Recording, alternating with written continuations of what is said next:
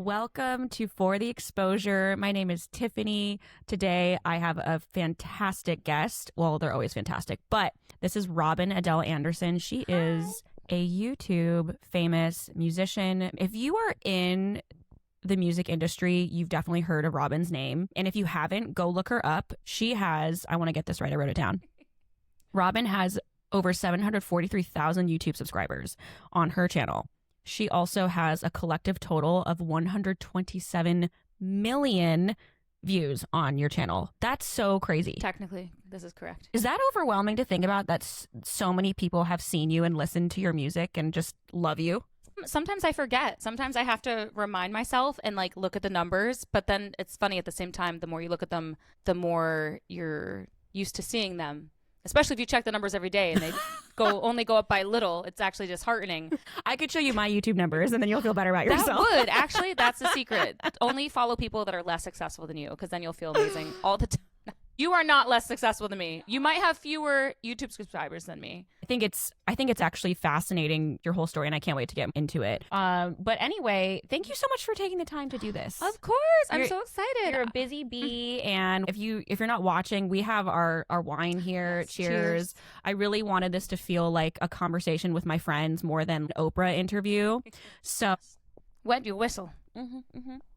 Actually, this is probably the opposite of what I should be doing to wet my whistle. Right? I mean, it's wet. Wine is wet. It's fine. I mean, if Robyn said it's wet, it's wet. We know that you love banter. I do. Need banter. Yes, it's very important. We probably should talk about how we even know each other.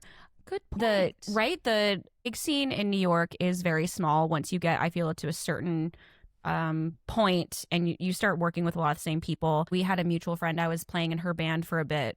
Sarah? Okay. Yes. I didn't really even know what I was getting myself into. No one ever does. Yeah. Unless you've seen the videos. But even so, you don't really know what the recording process is like. Yeah. And one thing that was so impressive, I don't even know how many I've done, but I remember just every single time I'll sit there and I'm seeing her go through the lyrics, and you do 2 songs every time you do these shoots. Yes. And it takes about 4 hours to record 2 songs. But I prep by... I'll make a demo of the verse and a chorus for the band, just so they have an idea of what the vibe of the song is. It's just me playing piano horribly and just recording it on my phone, not even directly inputting it through some application like GarageBand, anything. You can hear the clickety clackety of the keys of my little Yamaha keyboard, and it's very archaic. No, but I'm really glad you brought that up, because you're not I guess would you say classically trained? You didn't go to music school. Not trained. And she has a very successful career as a well-known musician. You have all these fans, and just listening to her creative process, I would have never known. Right. I had a kind of foundational level of music knowledge. I sang in choir since 5th grade, so I know how to read music. I played clarinet in band for 10 years. So, I played learned clarinet? I sure did, all the way through college, actually. My first paying gig was playing clarinet in a band for winter graduation. You should play clarinet in one of your videos. That would be hilarious. You should. It would not be good. It would be so funny. It would be funny. It wouldn't be good, but it would be funny. I actually loved it. I loved playing clarinet. Now, I could never improvise the way the jazz musicians that I hire play, but if you gave me sheet music and enough time to practice it, I could play some for you. Robyn writes all of her own arrangements. You write all of them. I create, again, this foundation to work off of. I rely on these very talented musicians who actually did go to school for music and have been mastering their instrument, several instruments, for many years. And I don't even know what it's like to work with a bad musician, honestly. I'm so spoiled and so privileged. So there's never been a moment where you're like, oh no, this recording session's not going very well. I mean, I've done so many that there's really been 1 or 2 where I felt like maybe didn't understand the assignment. They didn't get the tongue-in-cheek kind of wink-wink aspect of it. Or maybe they didn't realize that they had more creative freedom than they believed. Because I do want everyone's input, and I want people to suggest things. At the end of the day, I'm a dictator. And if I don't like it, I say no. Dictator. You're just the boss. I just have veto power. You're the boss. Yeah. But I welcome it. And a lot of times I'm like, oh my God, yes, that makes so much more sense. And especially people that do get it, or they've done a lot of videos with me, they understand how my brain works now. What is a sensical suggestion, especially because we're on a time crunch.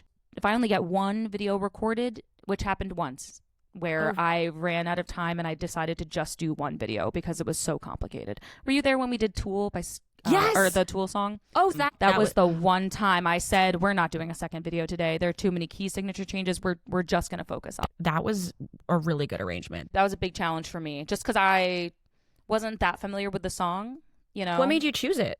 I thought my fans might like it. And a lot of the times when I choose a song to cover, it's not necessarily because I love the song, but I think my fans will love it, or a lot of people What's will love it. What's the research process when you say, I think people will like it? It's based on what previous videos of mine have done well, you know, or gone viral. So at this point, if you look at my top most viewed videos, there's a few System of a Down songs on there. There's a few Green Day songs. There's a few Nirvana songs.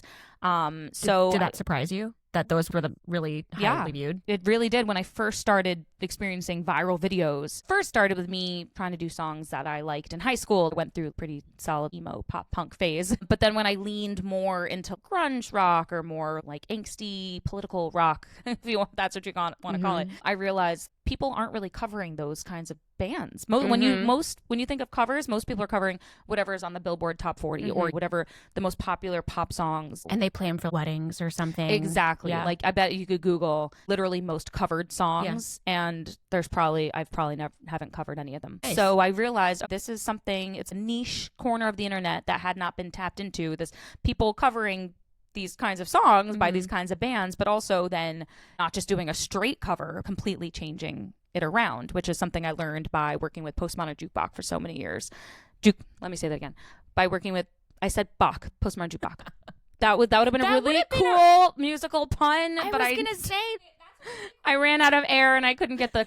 By working with Postmodern Jukebox for so many years, I subconsciously absorbed the process of how to take a song and make it sound like a different genre. And it's if you're a musician, it's a simple. Again, it's all formulaic. Most music is math. For sure. Going from PMJ to your own solo career, was the goal to do videos and see how it goes, or you already kind of had a following and you were like, I can do this, people already know who I am? Pretty much, yeah. I kind of had this little, I started off I think 7,000 YouTube subscribers before I even made my first video. That was just a lot. People I didn't have any videos on there, but it was from people finding me through Postmodern Jukebox and then subscribing to my YouTube channel, not realizing I wasn't going to put out anything for a few years. Because again, it wasn't really a goal of mine. It wasn't even a goal of mine to be a musician in the first place. What was your goal? I was on a very different path before I started music. I used to work at a nonprofit here in Astoria, Queens, working mostly with refugees, people from other countries that needed some kind of assistance, whether legal assistance. I would help fill out their paperwork to get green cards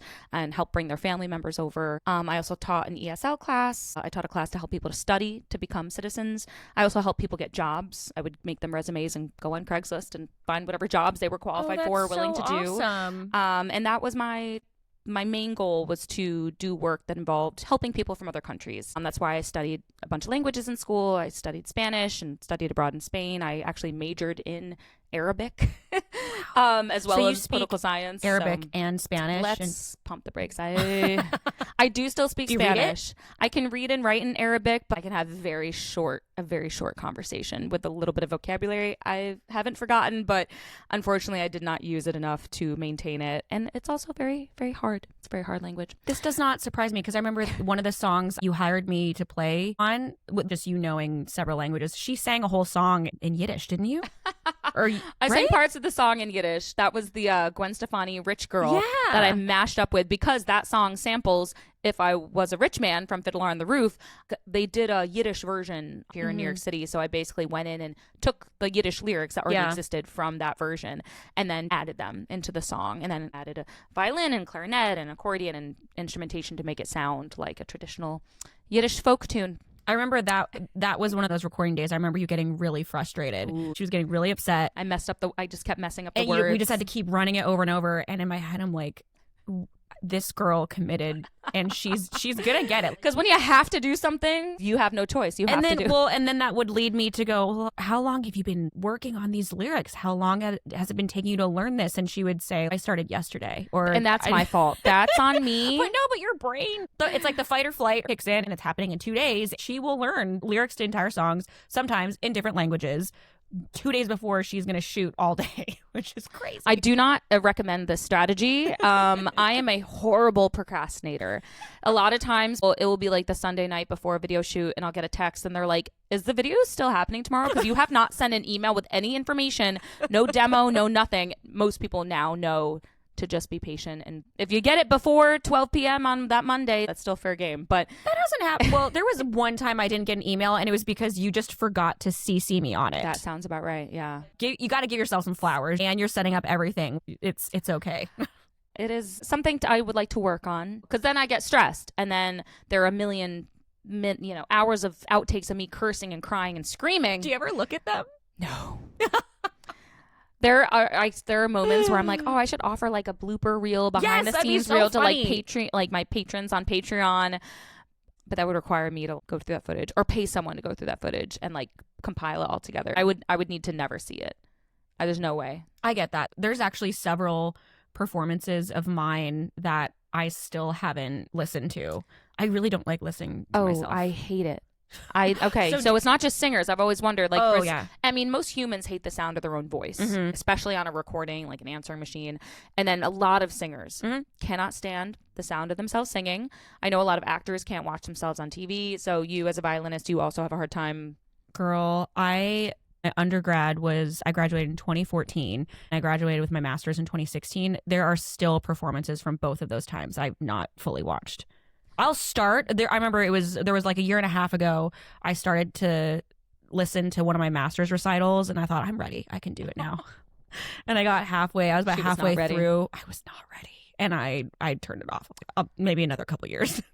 I never watch my own videos. I only listen to the audio just to give notes to my editor, my mixing person. All of the YouTube videos, you don't watch those? Sometimes when I've been out and I've had a few glasses of wine, I'll watch them because it's the only way I could, because then there's like a filter in my brain that I'm like, oh, these do sound good. But sober in the stone cold light of day, I would rather not. And a lot of videos I've never watched. Well, God willing, if my career on social media ever did take off, it's comforting to know that no matter how many views I'll get, I probably still won't watch my own material. So do people ever stop you in the street? It's happened a handful of times. It hasn't happened in a long time, but I think mostly when Postmodern Jukebox was really taking off, I've been recognized like in the middle of Manhattan. Sometimes it will happen twice in one day, which was crazy. Wow. And like it but your hair color is different now than right. then. I don't get recognized as much anymore unless it's somewhere where you would expect me to be, like a swing dancing event or somewhere where people that are at that event would be listening to my music, basically. But yeah, it's happened and it's a very magical feeling. I enjoy it. Okay, so going back to your YouTube channel, what is your favorite cover you've done? Well, I've covered over 350 songs. Over 350. Yes. Damn. I don't even know. I tried. I saw that was on your list of questions and I tried to think of one. One of my favorites is the Schism one. Okay. All right. The one that you broke down about that one. I think I really enjoyed doing Master of Puppets because that was a really good cover. That was when it was in Stranger Things, the last season that came out. There was that guitar scene with a guitar solo from that song.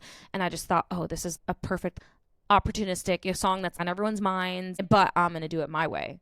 And it was really fun, and it was a fun challenge trying to take this 8-minute song and like condense it into like a 3-minute video and try to incorporate a lot of aspects of the song, which is funny because I didn't change much. I just changed the instrumentation, and it's funny how even with the same chords and notes, all of a sudden you have different instruments. It sounds like big band music. There's a fine line between a lot of like rock and metal in other genres. Some of it, and you can tell by maybe the influences of each band, like a lot of Nirvana songs almost sound Latin if you throw in some horns and a piano because of the way that the chords move. And a lot of metal songs sound like classical music almost because a lot of arpeggios and a lot of running guitar like riffs. So that was cool to see how the song unfolded without me having to really do much to it. And the secret to that video was hiring a violinist who is also a metalhead. That violinist, I did a recording session with him. People thought the video was sped up when he was playing it. So he killed it. So that was really cool. It's cool that I'll work with musicians who even though they might play one genre predominantly, they are a fan of another genre or can play any genre. And so it's cool utilizing people's strengths, what they can play or like to play, even if it's totally different from what you would think based on the instrument that they play. Do you find that playing songs that, obviously it's been working for you because you're playing Master of Puppets that came out in the early 90s, late 80s? I can't remember. But you're not really doing what the pop top 40 whatever is. Do you do that on purpose? I do. I feel like with songs that correct. Yes. With songs that come out, like, say we looked at the Billboard chart right now, there would probably be like a Taylor Swift song and like Sabrina Carpenter. Let's look it up. It'll probably be on the charts for a while, but I feel like once, if I were to cover it and then after a while it moves down on the charts or isn't on the charts anymore, I feel like a lot of those songs people don't really think about or talk about anymore. You're correct. Are you ready? Sure. So yeah, it's a lot of Taylor Swift. I feel bad that I don't know a lot of these people. There's a song from Olivia Dean. Okay, I've heard her voice a lot on TikTok. She's yeah, there's Tame Impala. I love Tame Impala. I've covered one Taylor Swift song. I did Anti-Hero. Mushroom, no, don't drink the wine. I'm not a Swiftie. This is a safe space. Yeah. This is my podcast. I'm not a Swiftie. I'm also not a Swiftie. Oh, we've talked about this. That's why we're friends. Yes. Although several friends of mine are Swifties and I still love them. I had a friend, she was so adamant that I could become a Swiftie. She made a playlist of all the Taylor Swift songs I should know, and she did it in the order of how to listen to it, what would really rope me in. I got to maybe the third song and I must be missing something. We haven't drank the Kool-Aid. Yeah, as musicians, I think we're probably going to have different interpretations of her music. As a singer, there are plenty of singers who are known for their vocals, and then there are plenty of singers that are known for their overall entertainment value or their aesthetic. And I will say Taylor is not. I think even her own fans will be the first to admit that as a vocalist, we wouldn't put her up there with Mariah Carey or Ariana Grande. Yeah, but they're like, oh, she's a poet. Right, even they know that. And yeah, I think her lyrics must speak to people in some way. They don't speak to me personally, although, fun fact, lyrics are for me the least important part of a song. What to you is the most important? The chord progression to me is what will catch my ear. Are there certain keys or things like that you are drawn to? Unfortunately, and I love pop music. I actually only listen to pop music. I'm a jazz singer and I sing a lot of jazz, but I mostly listen to pop. What's your favorite stuff to listen to? So I do love Ariana Grande. I actually, if I could go back in a time machine, I would go back to 2014 and go to a club because that was the best era of pop dance music. Oh yeah, up until 2016, then it just kind of it goes off. I don't know what happened. Well, I know what happened in 2016. The world changed. Oh yeah. Yeah, and then things changed. And they just got worse from there. Whenever videos come up from basically 2016 and prior, there's just music is not being churned out the way it was then. It's really sad. Yeah. But at least we have people like you to make things interesting. I'm trying. Although now it's really funny because I experienced the first wave of YouTube viral cover artist fame, and now I'm seeing it happen to people on TikTok. Do you do a lot of TikTok? I do not. I have not jumped on the TikTok bandwagon. Most people, they'll follow the trends where they'll that was gonna be my next question, to the certain sound or recreate a scene or cover a certain song. And I love that people can do that and they enjoy doing that. I personally could not bring myself to participate in that. I love watching TikToks. I've posted, a 1-minute clip of my YouTube video on TikTok, and some have gone viral, but I haven't made it a goal of mine to go viral or adapt to TikTok. For instance, seeing what the trending sounds or songs are and then cover one of those songs. Exactly, yeah. And for example, what's very popular in terms of music is people singing in their living room, singing in their kitchen, even more stripped down. I thought what I was doing on YouTube was stripped down because it's a live recording with one camera, nothing fancy. Oh no, but you have a whole team of people. True, it's being edited and compared to, traditional recorded music that's done for over the course of months in the studio. Yeah. So now it's been taken a step further on TikTok.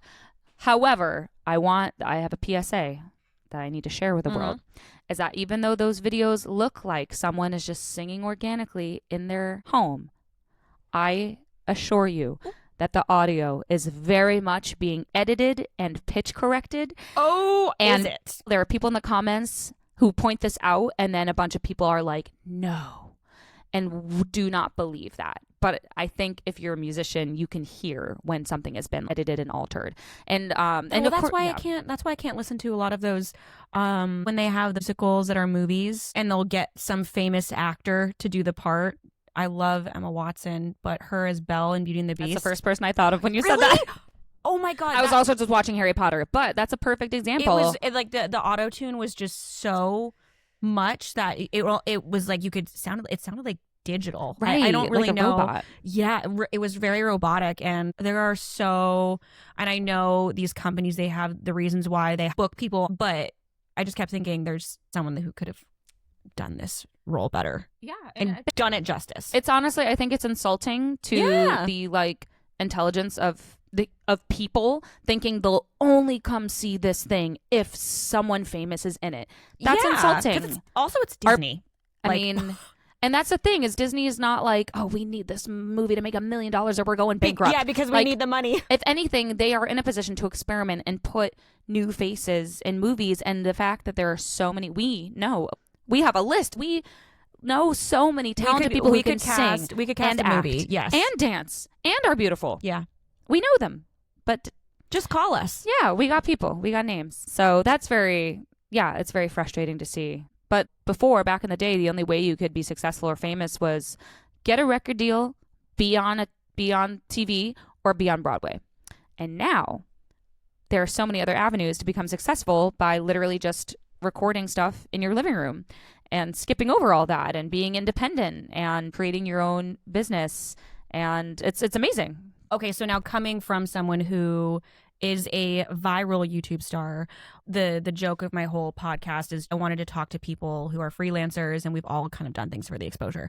We've all done gigs where it's like, oh, we'll feed you. What is one of the most memorable gigs you did for the exposure that kind of sticks out? It even could be recent. I haven't had a typical career path. I don't have too many experiences like that where I was exposure. Like, well, let me just do it because of XYZ. I've been lucky enough that I really haven't been in that exact position I haven't even had the opportunity. Like if someone did offer me a gig, oh, you're going to go, sing backup for your favorite artist. I'm going to keep saying Ariana Grande, oh, you bet I would do it for free. I would pay to do it. No one has offered me that opportunity. So in that way, like I've been kind of lucky that I've never been in a position where I'm like, oh my God, what have I gotten, especially if it's a decision that I made myself. That being said, I have been in, had to go through certain things that, wasn't really my choice. It was just kind of part of the phase. So the example I was going to share was back when I was touring a lot with Postmodern Jukebox. And this was kind of within the first year or two of that band taking off. How long ago is this? This was in 2014. Dang. Okay. So over 10 years ago. Yes. Very long time ago. We were touring, but also trying to do other things. And this wasn't my band. This was an ex-boyfriend of mine. It was his band. So he was the one making all the decisions. He was the one in charge. And for me, it was all very exciting because I never thought I would be a singer. And yes, the first videos we did, no one was getting paid, but all the gigs we did, we would all get paid. So that was nice. But again, I would do anything at that point in time because it was new and exciting. But then when stuff really started to pick up, there was several months where the first iteration of like a Postmodern Jukebox cast, we all moved to LA to do a residency out there. From New York? Yes. We were all New York based, but we all moved out to LA. Okay. Yeah. And we all lived in like a house together. Like it would have made a really great reality documentary TV show had there been cameras around. But fortunately, there were no cameras around.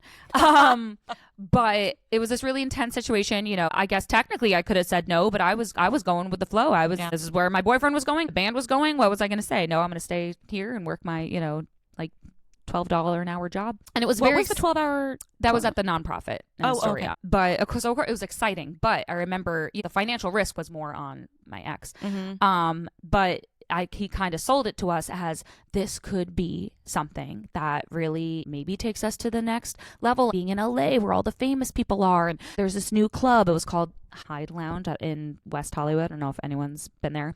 If it's still around, I don't know. LA. I was going to say, is it still there? It might be. I'm not sure. But I remember him being like, Justin Bieber might show up and sit in with us. And I could go on Instagram and kind of selling this exposure aspect. And again, he was always very fair in that he made sure we were compensated to some degree. But it was not nothing.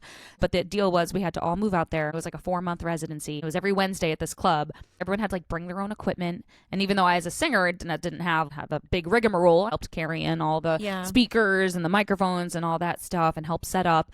And then we'd have to take it all down. And then we also toured simultaneously around. The residency show was on Wednesday nights. But then Thursday morning, we would get on an airplane and go to some corner of the United States and then tour around that area up until Tuesday and fly back to LA on Tuesday, sometimes even Wednesday morning, and then do the show Wednesday night and then repeat that schedule for like months. Oh, wow. And so there's like no days off really.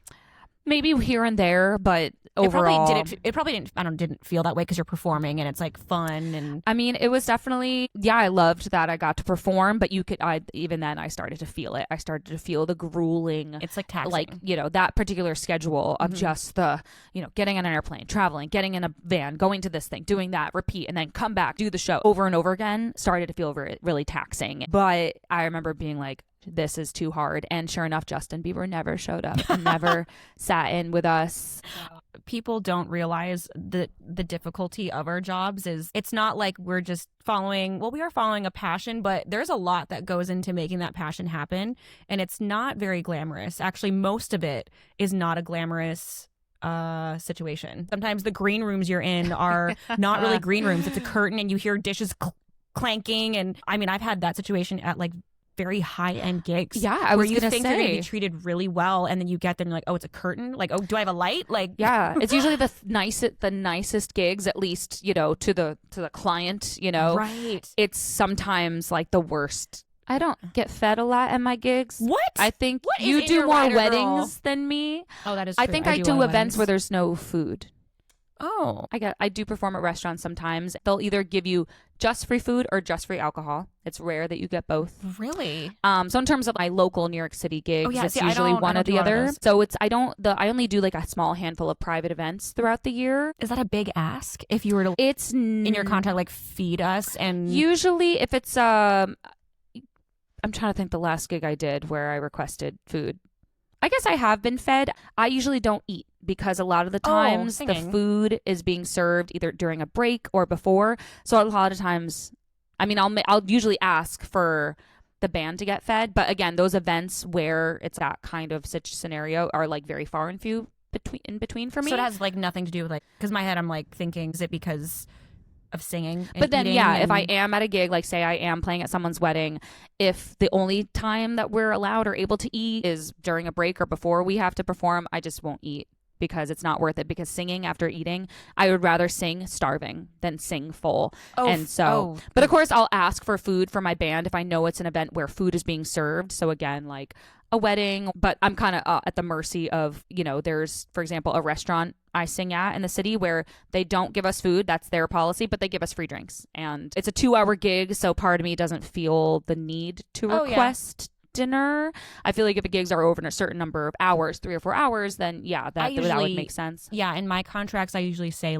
if it's 3 hours or more, then I get fed. Yeah, that's very common. But I think again, it depends on if it's a private event where the client, has all this money and I can make all these demands. Yeah, sure, I can ask for whatever I want, but sometimes I don't have a choice. What is the first situation or gig that comes to mind where you think to yourself, what did I get us into? What is this? And honestly, I mean, if anything, a lot of the gigs I do, obviously, if someone approaches me and I tell them I want this amount of money, and they say yes, then okay, we're all getting a bunch of money, and I accept that. That doesn't mean the gig's going to be perfect. That just means it maybe softens the blow of any shittiness that's happening on the gig. Usually the worst part is the travel. And I know you travel a lot, and I think that is the hardest part is logistics, trying to get 5 people as band leader, like wrangling cats, trying to make sure everyone's on time and everyone gets on their flight. Sometimes it's my fault where I booked a flight that had a layover, but then something went wrong and our first flight got messed up and then we had to book new flights and it was just chaos. Like that's something that could have been avoided, and that's not necessarily the gig itself, but just the travel component of the gig. And then sometimes things go wrong that are just no one's fault. You just have to suck it up and deal with it. But I don't know that I've done a gig where I'm like, why did I agree to do this? The actual gig part, the singing, performing, that's usually the easiest part where you're just, I'm background, you know what it's like to be background music where you're just like, no one's even paying attention to me. This is like low stress, you know? A lot of times, like, especially when I was just starting to, this is kind of a confession, when I was just starting to arrange music for quartets and things like that, I would use those gigs where I knew no one was listening to kind of test out my arrangements. Yeah, and like, it's like that paid rehearsal. worked, that didn't work, and I got paid to see if my right. It's kind of nice. nice. And ultimately, yeah, that's all I care about. We're professionals in New York, just trying to impart wisdom. Oh, and speaking of imparting wisdom, if there's someone that is just up and coming and wants to get into the hustle of being a vocalist or musician in New York, do you have any advice for them? Yeah, I think I have kind of the same, unfortunately, generic advice that a lot of people give out, but it's, it's stuff that I think can result in getting work. I mean, networking is probably the most valuable tool in your arsenal. Is just the more people that know who you are. Obviously, honing your craft. You can only get by so far. No, but also there are some people in the circle of musicians where I'm like, how did they? That is true, and I will say it's mostly singers, and it's mostly female singers, because I will say when you are a female, you have some other attributes that maybe can distract. You have some female privilege where if you are comfortable doing so, you can use your aesthetic or your, dare I say, sexuality. Yeah. But you're not wrong. I'm not saying sleep your way to the top, but I swear I think some people hire me because of my visual branding, the vintage aesthetic, because I've learned to like do my hair and makeup and curate my wardrobe. And so I swear, I think you sometimes people hire me. You taught me how to do those. What are they called? Victory rolls? Victory rolls. Yeah, she taught me how to do those. I'll have to like link a pic of that gig when you did my hair. But the greatest thing about you though, not only are you beautiful, super hot, but you also have the talent to back it up, which it helps. It helps to have both. Obviously, again, the more it does help to have both tools you have, the better. Again, you're not, and I think this is something a lot of maybe especially more traditional, sometimes snobby jazz musicians, they're so passionate about their craft and the art of that genre and their instrument and the history, and that is all amazing, and that's fantastic. But if you're going to perform in public in front of people on a stage, you do need to have some you need some stage presence. You need some charisma, you need some people skills, you need some personality, because people like that. They want to feel like they know you. And, people, they don't just want to sit there and listen. I mean, a lot of times people, they listen with their eyes, or they want to laugh. They want an emotional reaction, and they want a personal connection. And unfortunately, I think some people don't realize how important that is. And yes, you can make up for maybe, not being the greatest whatever oboe player on the face of the earth. I don't know. You can make up for it by having some other assets, some other attributes. The string girlies, we call those hot girl gigs, where I don't know if that would apply in your field, because I feel like I don't know what else to call it, like the front man. So you're what people look at. So it's kind of have to look a certain way and be a certain way. Exactly. For a singer, I'm using my mouth, my face, my body as all part of my performance. But maybe an instrumentalist, that's usually maybe sitting down amongst a group of people, there's not as high of an expectation to look a certain way. So when you do have someone that plays that kind of instrument who is very conventionally hot, has the wardrobe and the aesthetic, whatever, like it's like shocking. People are like, oh my God, girl. And then you milk it for all it's worth. It makes me think of very famous artists that I worked with. I got really excited. I got contacted to perform with them. And if I say where it is, it's going to give it away. So I'm not going to say where it is. I'll tell you after. And I was so excited. I said, just send me whatever excerpts you need me to play. And they asked for a headshot. And then they asked for a full body. Oh. And I was so confused, like, this person is a legendary artist, globally known. I just remember thinking, oh, okay, like I'll send that, and then I'm sure the next step is my music. Yeah. And then after they saw that, they're like, okay, this is the date, this is the time, be at this place. And I had found out later I was kind of just like filling this quota because they had like they wanted to have different types of looking girls, and I fit like the the Latina or Ethnically Asian ambiguous. girl, yeah, and then because they wanted someone black, they wanted someone Asian, Latina, certain people represented. I understand that too, but it was also really shocked. What if they're not good? What if I sucked? And then I get there. I'm like, okay, they got this cute little Filipina girl, but she sounds like garbage. What do we do now? It was not a dubbed gig where there's a mic and it's like a fake miming that's surprising thing. because there's plenty of those dubbed gigs where Yes, ma'am. even though they hire professional Yes, ma'am. people of that instrument, they still don't actually allow them to play, which is fascinating. Just for, whether it's just for expediting or there's too much going on. There's a lot of gigs, like spoiler, there's a lot of gigs where we have a mic clipped on and we're not actually recorded. Crazy. But this was not one of those. I was actually playing. I remember thinking, this is so cool that I get to do this, but it was because I was cute. It was only a couple years ago. That is a flex, and I love that for you. I don't know if it's a flex. If every gig was like that, yeah, I'd be like questioning, you know, everything. Yeah. But that is as unfortunate as it is that women are judged more by their appearance and could potentially not get a gig because of their appearance. Yes. At Absolutely. the same time, the fact that it is a privilege that we could exercise if we chose to is, I mean, you got to fight. That's the only way, I feel like, to fight back is to take advantage of your privilege. I had a girl that I used to hire her. She was a great player, and because I do contract, and they told me I couldn't ask her again. And I said, why? Like, what happened? Because I've hired her before. And they were just like, oh, she just was, a little too big. That is crazy. It's for non, like, I mean, I know they still pull this shit on Broadway.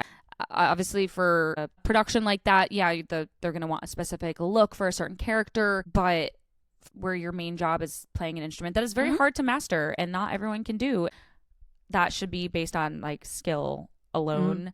And otherwise, you're not being hired as a musician. Like, you know how they can make Hooters girls wear those costumes because they're not waitresses, they're entertainers. Well, so I don't know what this was a company that they have costuming, and I think the costuming size can only be adjusted so much. But I don't know. I in my head, I didn't even think of it. I'm like, you wanted a violinist, someone who can perform really well. She can. She was great.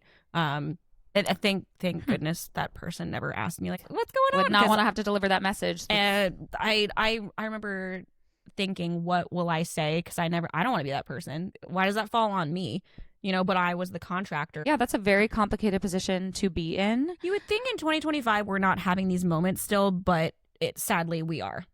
Yeah, we still have a lot of work to do. We could talk about this particular topic for hours. I mean, just lost my You think I want people to. don't want to hear gossip? truly, Especially from our industry, I think. What's the most ridiculous request you had on a gig? Anything with clothing or having to wear Spanx? I had that request. Oh. I don't see the request that it's mandatory for men to have to wear Spanx. Why exactly. do we have to wear Spanx? Again, if there was more equality in terms of the scrutiny that men would have to face on that gig, I'd be like, okay, fine. But if it's just the women being told what to do, not okay. Kind of on topic, similar to what we're discussing about people being hired for what they look like. I got hired to do a gig where they requested to have a diverse band, like ethnically diverse band. And I was like, okay, well, I had an Asian pianist, Arab American drummer. I realized after this gig, I need more people of color on my roster because I should have included a girl. That would have been really diverse in terms of a jazz band. That would have been. Well, when I'm there, I'm a girl. That is true. But for this gig, they didn't want violin. Otherwise, you would have been checking off 3 boxes. But it's something that I'm like, I would like to be more mindful of. To switch gears here, what's the weirdest or funniest thing someone's commented on your videos? I have an answer for that. This was years ago because I think the very first video where someone pointed it out, it's been pointed out in multiple videos. Oh, God. And I've seen it being pointed out to other people on the internet, too. So it's not just these random people pointing it out on me. But there was some videos where I was wearing a skirt that was above my knees. And I guess my knees are just kind of like lumpy. And lumpy. I've had multiple people point out, they said, I can see baby faces in your knees. And sure enough, they even cropped and zoomed in on just my knees. It looked like it was little eyes and a little mouth. And I was like, oh my God, they're right. You can see baby faces in my knees. And that stuck with me. Would that make you self-conscious? Or were you like, haha, this is funny? Both, because I definitely have never looked at my knees the same way again. And I just have a lot of extra, I don't know, tissue on my knees. Now, are there any? Oh, are you going to show us your knee? Okay, so your knees look at these little same. dimples here in the knees, you know? It looks like a knee. But look at this. Look at that's the eye. These are the eyes. Oh, I mean, and here's like we can't go on. We can't compare mine to yours because I have effed up knees. I have a torn ACL on this one, so I have that line, and then this one I have a scar from last summer when I was drunkenly playing a ball game in Napa. So going on comments, is there a comment that someone said that really stuck with you and you were like, oh, this like kind of burns? You hung on to it. You're like, oh, it's kind of true, or for whatever reason. Right. I don't know that I can think of a specific one, but definitely. So first of all, I try not to read comments because I know I already know what they say. I know what the good ones say, and I have a guess of what the bad ones say. I've read a lot of your comments, but also just because when I would be on your videos, I would think, did anyone notice the violinist? Of course, and plenty of people do, and they're like, oh my God, that violinist is amazing. Like, look, I'm sure. I think when we first worked together, I wasn't as established. And even now, even though I'm more established, I'm always super excited and really upset when I can't be in your videos and I'm busy. I know, I'm so sad. But yeah, at the time I'd be like, oh, I was in this video. Right.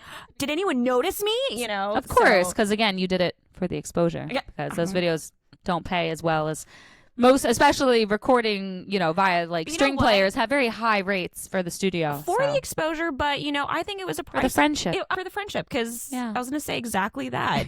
Out from that came a beautiful friendship. You're definitely one of my closest friends, and I love that we now live around the corner from each other. Yes, we're neighbors. I love it. Yeah, so the comments that burn are the ones that I agree with, obviously. I was going to say, like, because it stings. I'm like, damn, they're right. Because obviously, people will be like, this is the worst cover I've ever heard, or there have been plenty of people that have commented on my physical appearance. Not a lot, but it happens where people have implied that I look pregnant or like I've gained weight, which is technically true over the years, like a person does. I'm like self-conscious just hearing that. I'm like, oh no, now I mean, when I first started this, it was extremely hard. I had to develop a really thick skin over the years. Mm-hmm. Of course, if someone points out, oh, like the vocals are too loud in this mix, I'm like, oh, I knew it. I knew I should have had my vocals turned down. So stuff like that where there's nothing I can do to fix it, except keep in mind for the next video, I guess, is very frustrating because I'm like, oh, you know what? They actually have a point. But what upsets me more is knowing that so many people feel so comfortable to share not only their opinion, but a negative opinion on a stranger's post of something that they clearly put their heart and soul into. And then there's people that have no problem critiquing it or criticizing it. That is what makes me upset, that those are people out in the world. Yes, some of them might be 14-year-old trolls, whatever. But still, that's scary that there are people, that trolls exist. Even if they don't mean what they're saying, they still get joy out of being cruel to other people. That is what gets me. Because again, sometimes I'll go on their profile and it's a man that has like a wife and kids and just seems to be a normal functioning person in society, yet they felt the need to take 30 seconds out of their day and tell me how bad they thought my video was. Either they leave it a comment thinking I'll never see it, so who cares what they say? Or they don't care. Or they're leaving a comment hoping I see it, which is, I don't know what's worse. But I might see it. Then how would you feel? Would you say this to my face? Probably not. And so those are the ones that you, like, that is like the burning one? Like, yeah, basically any negative comment that's like, but like, why would you do this? Well, I don't even leave positive comments on my own friends' posts. Like, that's true. I mean, I do, but like, I would never comment on a stranger's thing. Let alone, and again, like, yes, okay, we all have negative thoughts. I see plenty of stuff and I critique it in my head. Maybe I'll critique it to my friend next to me. That's normal and that's okay. But what makes it not normal and not okay is putting it on the internet forever. And sometimes I'm like, okay, well, you're doing it behind like an anonymous screen name. You're a coward. You would never say this. But plenty of people say this kind of stuff with their real name attached. And it's a human behind those words. Right. And it's a human you're saying that to at the end of the day. Yeah, I'm human. And it's okay to have your critiques, but we live in a society where if you don't have anything nice to say, don't say anything at all. But the internet is like a different world, different rules. I can't imagine. And it just makes you think, is this how people truly are? Is this their true selves? Or is this an exaggerated, perverted version of themselves that only exists on the internet? And it just makes you question like society and reality. And so that's what I'll get hung up on, is what happened to this person in their childhood that made them think it was okay to leave this kind of comment. Yeah. And I'll never know. Well, good thing we'll never have to meet them, hopefully. That's how I know I'm doing well, actually, because when a video first goes up and only has a few views, it's my fans and people that the algorithm knows would like it. But I'm almost disappointed if there's no negative ones, because it means it didn't have a big enough reach. I had someone tell me back when I was a teacher, and he had said any press is good press. I'll take it, especially if it's boosting engagement. Because when people leave comments, good press. There have been times where, again, after a few glasses of wine, and that's the only time I go on my YouTube channel. So I'll watch my videos and then I'll scroll the comments and then I troll the trolls. After we record this, we just go with our. Oh yeah, we're gonna do this. We're gonna troll my trolls after this podcast. But I used to try to fight back a little, but now the way that I get to still put them in their place, but also not create more negative energy, because nothing more cringe than arguing with a stranger on the internet. But I'll leave like a comment that just says, "Thank you so much for commenting on my video and boosting the engagement. This will make sure more people see it," and then leave like a heart emoji. And I love it. But I'm like, it's just my little way of like killing them with kindness. And at the end of the day, your comment that you thought was there to hurt me actually helped my video get more views. So I'm gonna manifest this for myself. Like hopefully when my social media, when I put time into it, really pops off, I'm gonna do the same. Actually, with a group of friends, it's like probably funnier than like doing it alone in your bed at 2 a.m. But it's funny. Someone posted my cover to this like Instagram page that has like over 1 million followers. It's a Brazilian like rock account where they post like just stuff related to rock and roll. So I posted my Iron Maiden cover today. So this page like reposted my reel, and it has a lot of likes. It has like 1,500 likes, but the comments, which I've had to translate. Can you read some? And it's funny because if you don't already know who I am, if I covered your favorite band, I ruined it for you basically. If I covered a song you love, you're gonna hate it most likely. So someone said, again, this is like a loose internet translation. They said, did this get legal? Yes, very much. Better than the original? No. But there should be no comparison. Maybe it sounded better in Portuguese before. And then someone said, I liked it, but don't touch it no more. So these are some mixed reviews. Someone said copy, but not the same. Someone said straight out of the AI version. I don't know. Is there an AI version? I don't know. God. Someone said, I didn't necessarily think it was bad, but it sounded like a different song. You're correct. These are fair comments. Someone said, pretty shitty, but worth a try, with a thumbs up emoji. Someone just said, terrible. And then one person said, I liked it. So that was just a little glimpse of comments. You heard it here, folks. You are loved and almost loved, even in Brazil. I have a good number of Brazilian fans.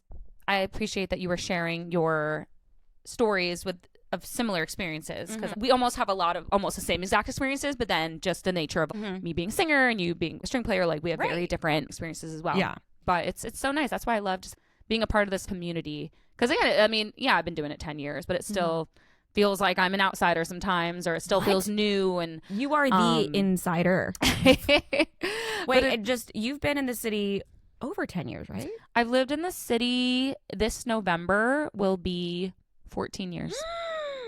Is there anywhere else you could see yourself living that isn't New York City? Nope. Love it. They're going to carry my dead body out of my rent-stabilized apartment. Just thinking of random place. Would you ever move to Florida? I would rather die a fiery death. And this is, okay, to answer, the only other place I would live, like if New York City sank into the sea, I would live in LA, even though I hate LA with a fiery passion. I haven't... But it's decided if I love... Culturally. I think that's what it is. I need to spend a little more time there, which I might do. Let's go. I do want to eventually. My goal is I want to be or bi-coastal, kind of take work out there. I've only done, well, like if I count the tour that I just did, and before that I did the Barbie movie at Hollywood Bowl. Yeah. And that was really exciting, feeling the vibe of, if I was gigging in LA, the only thing I didn't like is you have to drive there. Yeah, but you love driving. You have a car. I love driving. That's crazy. And I will get myself to the gig. Will I drive other people? No. No. Got to pay extra for that. No, but even if you pay extra, that's the other thing. Like, even if you pay extra, you're driving with people for like 2 hours. Sometimes you don't know them. I like to listen to my podcasts. I like sometimes a lot of times I'm singing to myself. I'm talking to myself, having full on conversations. That is my crazy me time. Like that whatever I want to do. Once you have, then you're in charge of other people's lives, and it's a lot of pressure. Yeah, it is. Yeah, just transport precious cargo. At a gig I just had a couple weekends ago, they had asked me like if I would drive myself and 3 other musicians out to the Hamptons. And I didn't even tell them, oh, sorry, I'm unavailable to do that. I just said, I'll be driving myself there. And then let me know what the stipend is for reimbursement for mileage. I'm not even going to offer that service. And I felt weird. Good for you. Boundaries. No. Well, it took a bit to get there. I feel like it's because we're all so replaceable. Yeah. It's scary to kind of put your foot down in those situations and not be flexible. For sure. Yeah. And I think maybe it comes with being in your 30s if you just don't care more. We're like, this is what I do, this is what I want, this is what I don't want. And there will be someone who will do that, but it's not going to be me. And that's I think at the end of the day, like accepting that you can say no and you're not going to lose the gig, because I think again this fear of I can't do it. I like that people pleaser tendency to just be easy going and easy to work with. It's also a symptom of being female. We've been conditioned to be more flexible, absolutely, overall. And then I think once you actually do start to put your foot down, you realize, oh, nothing bad is happening. Then you're like, oh, great, I can do this all the time. And then also accepting that, oh, if I say no to this thing and they fire me, that's okay too. So it's very freeing to get. You're right. It takes a long time to get to that point where you feel confident and like just assured that it's like that.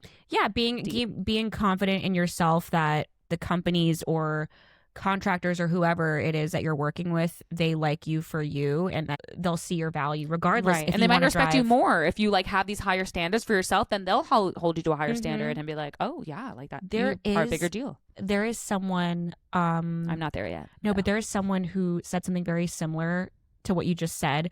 But there's a psychological thing where you don't always make yourself super available.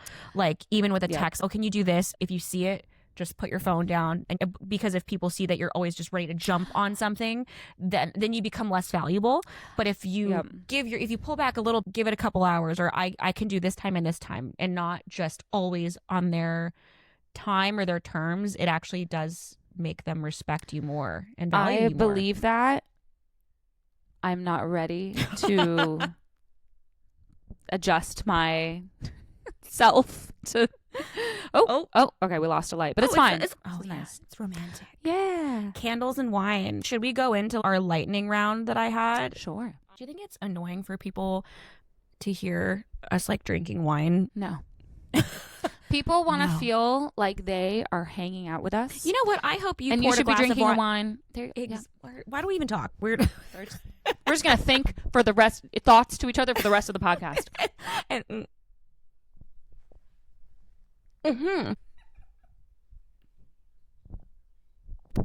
Don't even need these. I don't know why I still held it up to my mouth. I did the same thing. Okay, what is your favorite decade vibe to perform? I think I used to like more of like 50s, like I call it like daytime 50s aesthetic, pretty cute like dresses, like and 3 rolls with a flower in the hair, like more of that pin-up aesthetic. Cute. Yeah, I used to do that lean so well. into that more. But now I find myself, based on just the kind of gigs that I do, I lean more into the sultry old Hollywood, like more 30s, 40s, kind of like the long dresses and the do you gloves. have to like thin your eyebrows for that? I have not, because you have great eyebrows. They are both microbladed and filled in, right? Because my natural eyebrows are not great at all. You know this, but you didn't know me before I microbladed them. But I love how transparent you are. This is what we need. This is an important PSA. I want to be honest.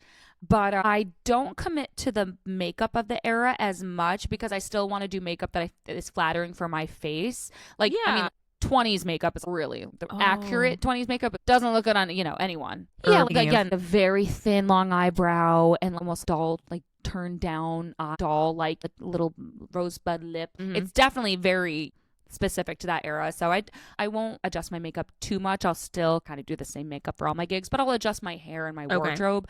So I respect the hell out of people that fully commit to era accurate attire and makeup and hair when they are dressing up for, whether they're singers or they just like to go to those themed events. I try to almost make it a little more ambiguous. But I wouldn't mix flapper dress and victory rolls. I wouldn't. You're into like explicitly mixed specific old Hollywood things. So I'll just do a nice wave in my hair and a long sequin dress or something. Oh yeah, you do that. That's really so pretty. it's almost like I'm mixing modern and vintage at the same time, because I know I can't commit to an actual era accurate aesthetic. Also to do my, to do the hair alone is like crazy. Got to pin curl it and tease it, and it's a lot of work. Yeah. To those women, they just spent hours doing their hair. I swear to God. They would do it once a week and like standing up and wash it, So. Yeah, my dad said that my grandma in I guess that's the 60s, 50s, she went to the salon every week. Oh, right. Yep. Okay, next one. What was your most unexpectedly viral video? My first viral video on my YouTube channel was a cover of Clint Eastwood by Gorillaz. Oh. And that was that is unexpected. Surprising. Yeah. But that's when I kind of was like, oh, let me lean into that kind of music. My still to this day biggest, most viral video, got 1 million views in a day, was Chop Suey by System of a Down. That's a great song. Yeah. So once I started leaning into that kind of like rock genre, I realized there's a market for this. People want to see this. And so I started covering more songs by bands like that. Nice. Dream collab, Alive or Dead. Do we say Ariana Grande? I wasn't sure. I mean, it would be amazing because I love pop music. I would love to be a pop singer. To live out like my pop fantasy dreams would be to sing with someone. And again, even just background vocals. Ariana Grande, whole share singer. Really? I was just so obsessed with her and the Pussycat Dolls. Oh yeah. For sure. the past 15 years.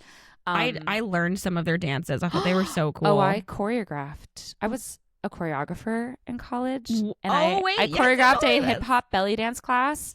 Now, it was the most prime example of fake it till you make it, because I did not know what I was doing, but I literally made it up. So is this the answer to my next question? If not being a YouTube star, what would you be doing? What would be the job? Only if I was good at it, but I'm not in this reality. But I would either go back to what I was doing before, working in the nonprofit world, working with people, helping people get things they need, basically. Okay. And maybe I would try a different demographic, homeless or old or disabled people. I think my choice over the years has been people from other countries, Okay. People that are here because of the most extreme scenarios that need the most help in my eyes, and having a skill set that could help them by knowing Arabic, knowing Spanish, you know.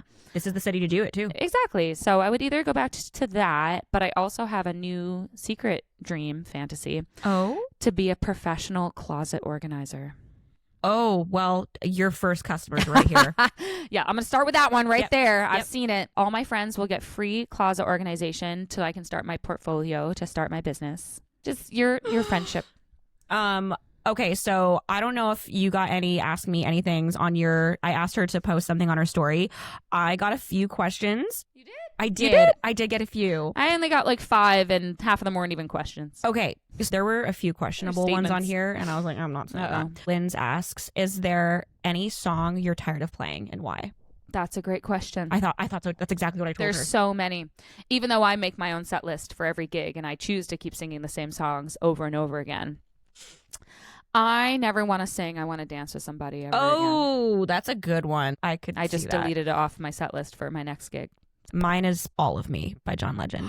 I bet you play Make that a it lot. stop. Make it stop. SCP Artwork asks, best camera for YouTube? I don't know those things. Okay. I hire someone else to know those things. Yep.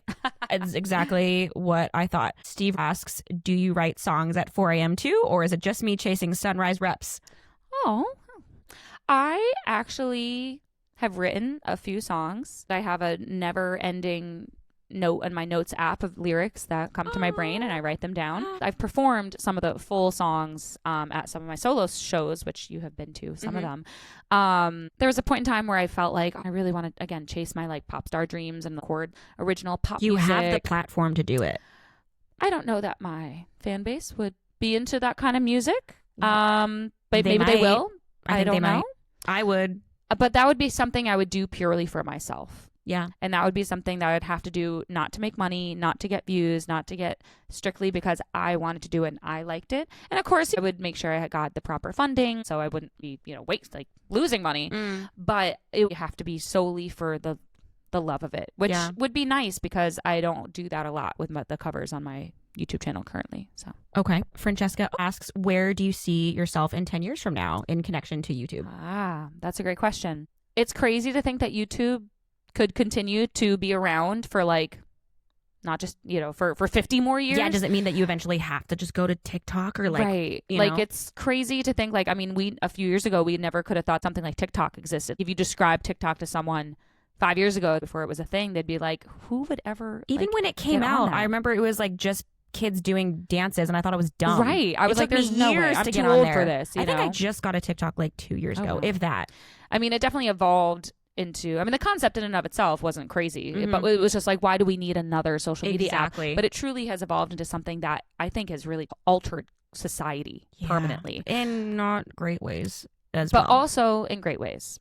Yes, equally. Again, when the internet was invented, there was a lot of good things and a lot of bad things, and we're navigating it. But I truly believe it has really changed the world, not exaggerating. Maybe there will come a time where YouTube is we don't exist anymore, and I would have to try TikTok or adjust my content. But for now, I fully intend to do exactly what I've been doing for the past 10 years on YouTube until I literally can't do it anymore, until my videos get 0 views and I make $0. I will do it until I literally die or YouTube ceases to exist. Simply because, and again, it's crazy to think I'd still be doing this for another 10 years, but I don't think of my career that far ahead. I can only really think 2 months ahead and no further than that. Yeah.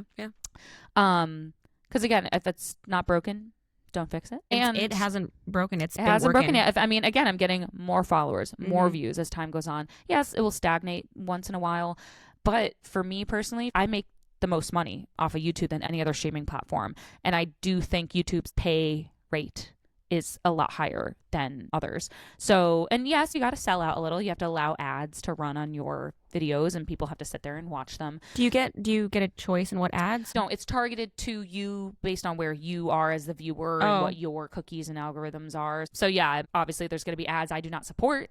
The advertising things I don't agree with possibly on my videos, but that's not up to me. That's up to your algorithm as a person. So I accept that, and I still will happily take the money from the YouTubes. Okay, now are there any questions from your Ask Me Anything quick little... Okay, the questions I got. What is your best motivation for getting on stage? Oh, I love that question. Okay. Nick, I'm not sure what this means. Besides getting paid, if I don't get on stage, I don't get paid. I don't know if that's... Oh, well, yeah. What if you don't feel like performing, what's going to get you on that stage? Something would have to be extremely dire for me to not make it to a gig. I've done gigs hungover. I've done them sick. I've done them without a voice. I literally lost my voice and still did it. It's hard for a musician to call out sick. Yeah, we don't have PTO. That's one thing. And also, technically though, if I don't show up to my own gig, there will still be a whole band there to play, and it will just be instrumental. And honestly, that wouldn't be the end of the world for people. I think a lot of people would be disappointed if that happened. If they came to see Robyn Adele Anderson. If it was my show and I wasn't there, that's one thing. Yeah. That is a good point. But at my background music gigs, I don't think anyone would care. You're irreplaceable. For my videos, obviously, I have to be there. And it sucks because if you cancel, you just canceled 5 other people's gig as well sometimes, you where have that kill fee. People, make sure you got that kill fee. Yeah, that sucks. And it's I've only canceled a gig once in my life, where I just literally lost my voice the night before a video. I literally couldn't sing. Mushroom, you came back to us. Hi. So yeah, I think I have a pretty good track record. I've had gigs canceled on me by other people that weren't my fault, but I had to relay the message. But they were early enough in advance. It wasn't a big deal. Someone asked my favorite Harry Potter. I love that book. question. Theirs is The Goblet of Fire. That's my favorite movie. Okay, that's that and Order of the Phoenix. See, those are my favorite books, but my favorite movie is Prisoner of Azkaban. What's your house? I think Ravenclaw. Oh, I could see that. But I did the quiz and then I posted it on my story like a millennial, and a fan of mine was like, You're not a Ravenclaw. I know for Rude. a fact that you have to have lyrics in front of you at your gigs. And I was like, because a real Ravenclaw wouldn't have trouble memorizing things. I was actually upset by that. Yeah, I don't agree with that. They don't know you. If I don't have to memorize something, I'm not doing it. No, because you can be very meticulous. And even the fact that you just said that if you weren't being a musician, you would be a closet organizer, you are a Ravenclaw. That person... That's a very good point. That person could go kick rocks. Yeah. I like to have a safety blanket because nothing is worse than, you forget something that's not worth standing there with not knowing the lyrics. I don't care who you are. Anyway, I did go through your the other questions you sent me. There were some that I was like, oh, that would be a good thing to bring up. I think something that kind of ties into the overall theme of your whole podcast. There was one that was content versus artistry. So there was some prompt about that and creative independence, which especially pertaining to me in particular, but also just as artists that are by definition artistic, creative people, but then trying to have a business and make money to support yourself and live and trying to balance those two things. Do you feel like you balance it pretty well? I think I do. I think it helps though because I consider myself a business person first and a musician second. And so that frees me of feeling like I constantly need to incorporate my own artistry into what I'm doing. I mean, I literally get to do whatever I want. I get to cover whatever songs I want. Technically, I cover them based on what I think will do well, but I'm still choosing them. No one else is telling me what to do. Which that I do have that freedom, but I play by the rules and I do things that I think will help me make money basically or get another gig or get a lot of views or this will lead to that. So I'm still being strategic about it. Right. And it's just the nature of what I do is I happen to have that freedom. I'm not, again, I still have to work within the parameters of making YouTube videos. You have to get people's attention right away. So I do sometimes maybe sacrifice some musical integrity to make them fit the format of being viewed on the internet by people with ADHD. And that's fine because I just view it as another like challenge and I like that aspect of it. Also, especially because I'm creative in other aspects of my life where it doesn't need to all go into my profession. I'm creative when I cook. I'm creative when I get dressed every day. I do. And your apartment's cute. Like you're, cute. Like, I would also be a decorator in addition to being a closet organizer. I would love to be a decorator as well. Like I feel like that's like every girl's like the thing that actual dream job. The thing that limits me is money. And now that my boyfriend just moved in, he will not let me paint the walls the color I want to paint them. But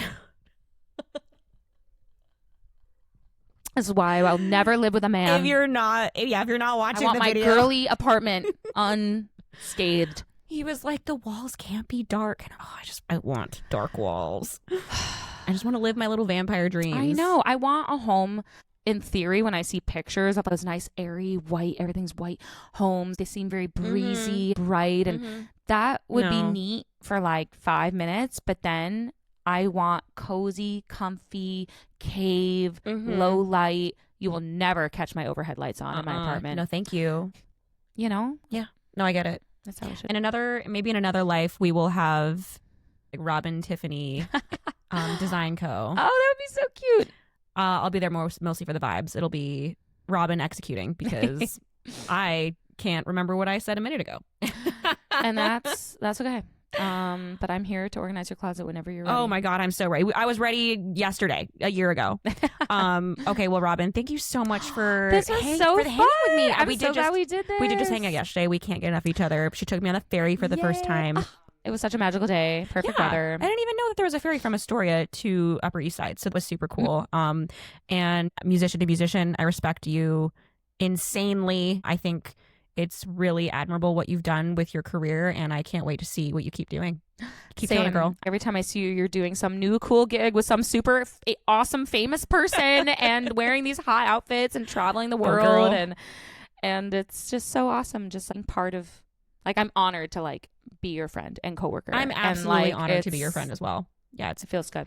All right. I hope everyone enjoyed listening. This won't be the last time you hear from Robyn. I'll definitely invite her back because we just can't stop talking.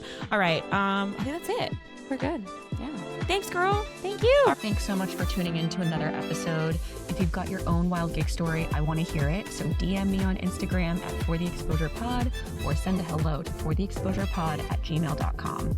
And if you enjoyed this episode, please remember to follow along. It'll really help more people find the show. Take care.